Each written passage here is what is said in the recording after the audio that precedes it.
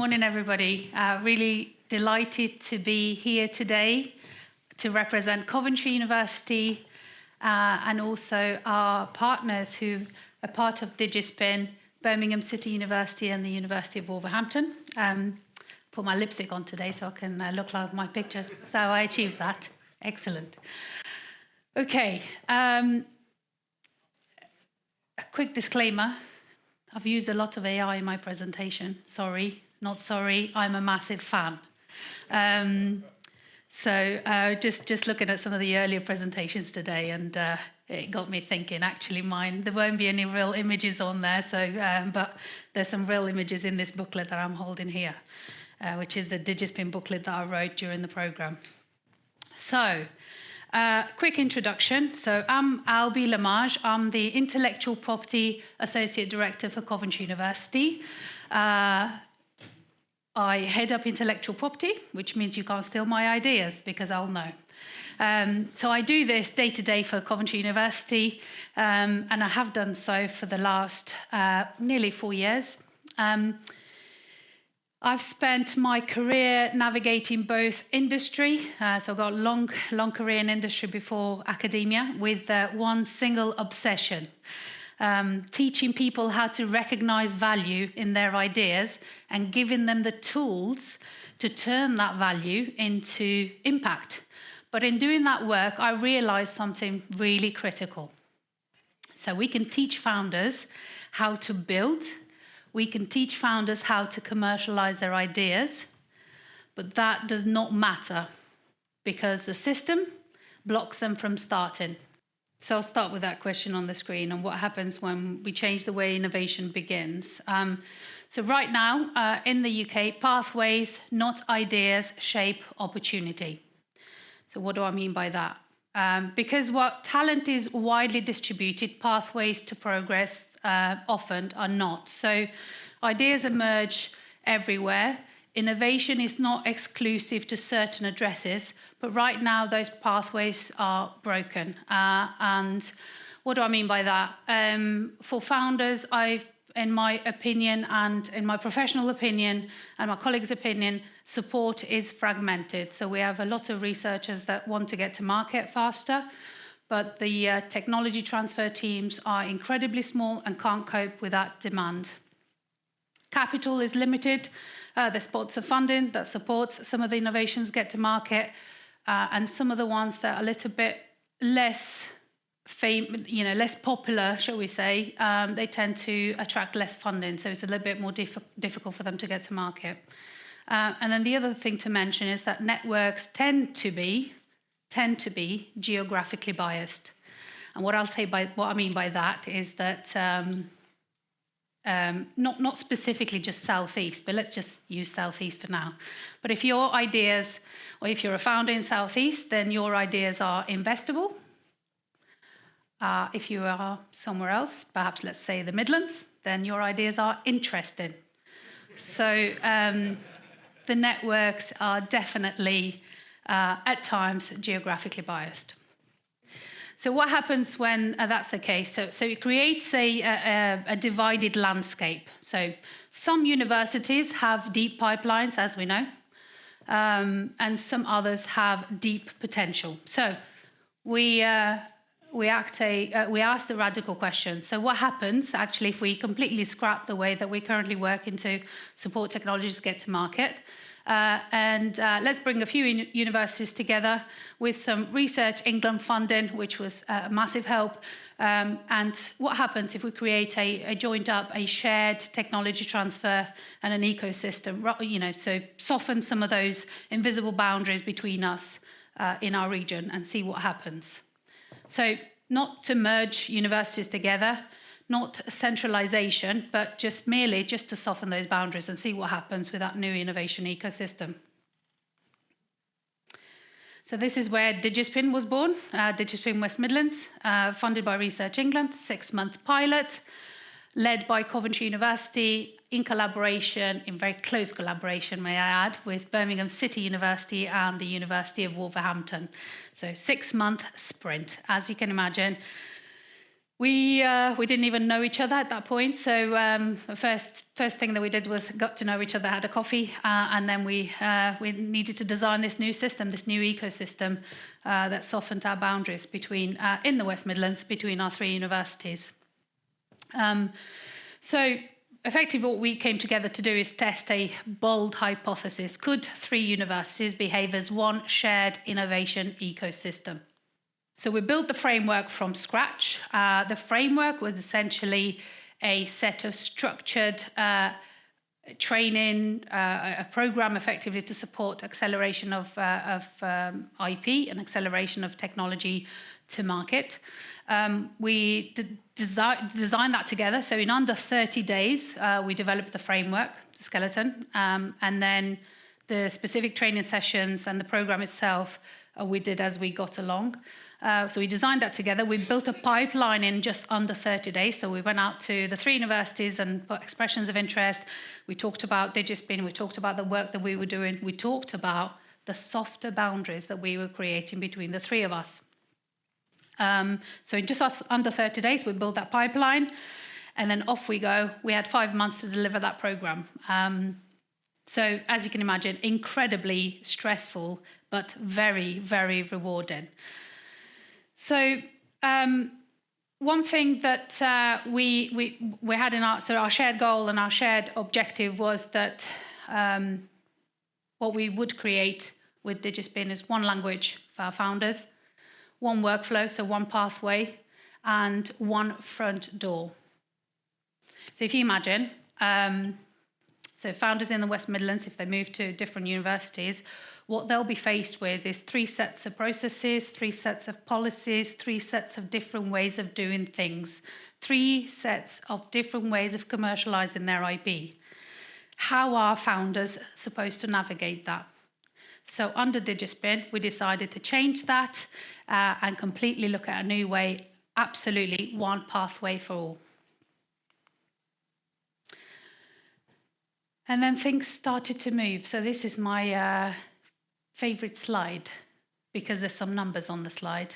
And I come from a world of commercial as well as intellectual property.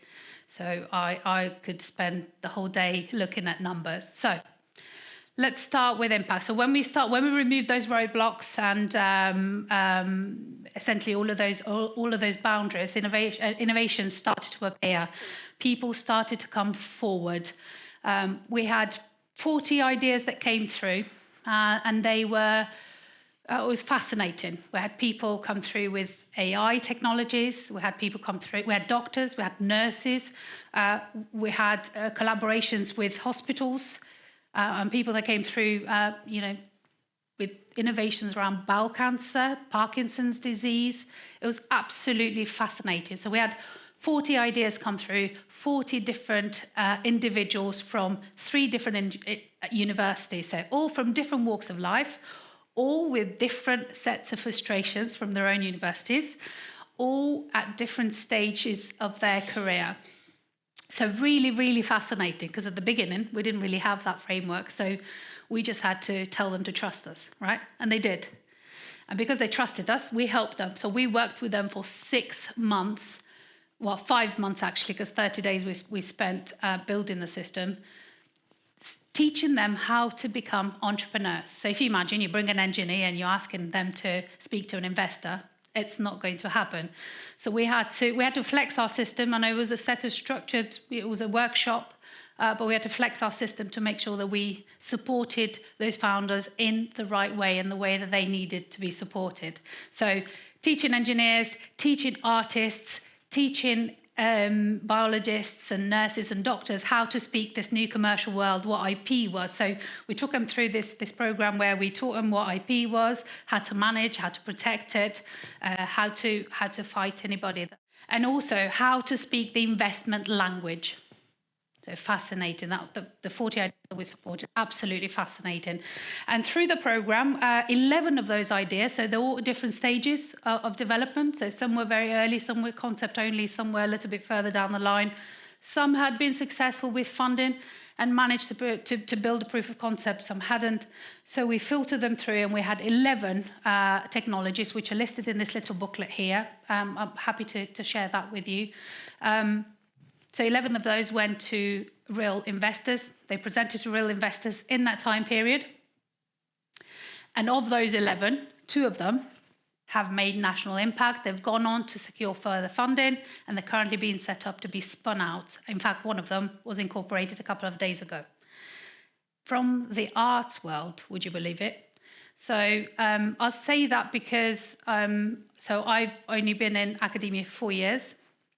And in that 4-year period, I can't say that at Coventry University I've worked with many people from the creative side, which was this program brought those to the fore.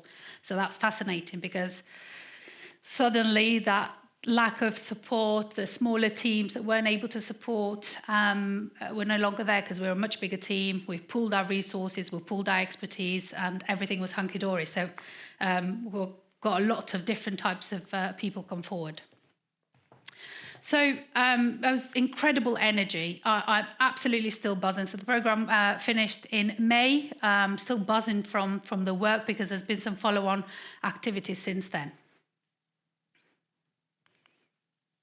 So something that I won't forget is one of the inventors caught up with me during one of the workshops and said, for the first time, I feel like our region has space for my idea. I mean, that's incredible feedback to hear that from the founders themselves. And definitely, when the path becomes clearer, people start to grow faster than the system expects them to.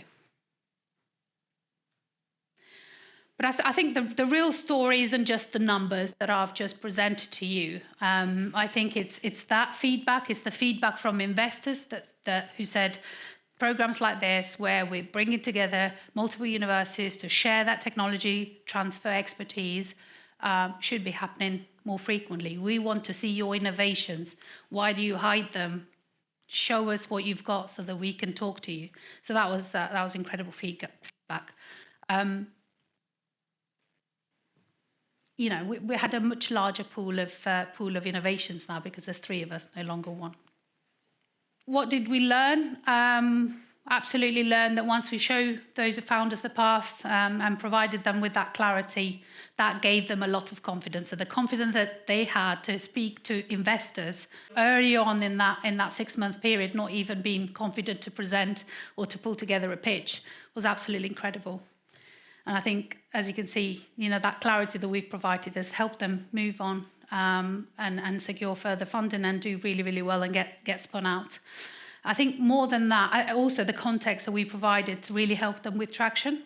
But I'd say the real magic, the secret in all of this was, I can't remember who was talking about trust earlier, but it was the trust that we put on each other as 3 universities, where we aired our dirty laundry, where we're comfortable talking to each other about some of our challenges. And I think it all started from there.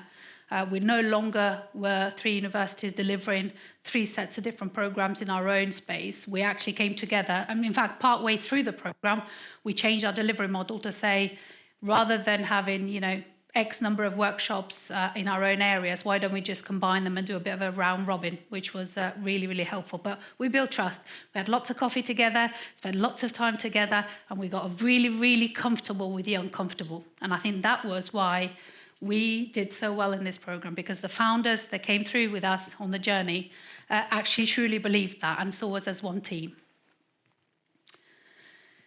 So that was the big part, the magic, the collaboration that happened between the 3 technology transfer teams. And why did it work? Well, it worked because we shared the technology transfer function. We didn't share universities. We still kept our own identity. We still did things our own way. So we didn't merge our legal structures. We didn't merge our governance program. That all stayed the same. You know, we did that. We had our own identity. But actually, in delivering this program, we were one team. And sharing that function was incredible, because even though I said earlier that we started from scratch in building that framework, we had years of expertise from the 3 technology transfer teams that we brought together. But the framework was new. The other thing that we did that is worth mentioning is that we didn't just deliver a program. when I spoke about the 3 different processes and 3 different policies earlier on, well, there's the spin-out review that I think most of you will be aware of, set out some key principles around best practice on spin-out, on cap tables, on equity, and so on. So we looked at our processes, produced the gap report, and then what we actually delivered, which is one of the key deliverables of this project, was a harmonized set of a code of principles for DigiSpin. So we've effectively harmonized our processes and our policies together for this program, which is brilliant. So we all speak in the same language. It worked because, like I said, I'll keep going back to this collaboration because I definitely think that was key, and the culture of that program. It removes confusion, reduced duplication, and it softened those boundaries between the 3 of us. If the UK wants to become a national capability, not a geographic privilege, this is how we get there. People-centred, place-rooted and region-powered, and making sure that we build collaboration as a habit, not as a special occasion. Now, obviously, it was really helpful to have Research England funding, which helped us deliver this programme. However, this programme was so successful, and I'm like a dog with a bone, like that little terrier that we talked about this morning. I'm not going to let go, so we're rerunning it again with no funding, because the resource cliff generally is when things just fall over and say, that was successful while it had the money. There we go, let's move on to the next activity. But actually, we're not going to let go of this because this has been so great, you know, to have two spin outs, and one that's going to secure a knowledge transfer partnership, and one that's going to secure a collaboration with industry. That's fantastic news. So I think the impact, we start with impact already, and we're going to do that again on DigiSpin too. Like I said earlier, we put this little booklet, is a very basic booklet that shows all the different technologies. If you're interested, I've got the digital version that I can share with you. I'd be more than happy to do that. But essentially, DigiSpin was the shared technology transfer program that we delivered between Coventry University, Birmingham City University, and University of Wolverhampton. And I think that's it. Thank you very much.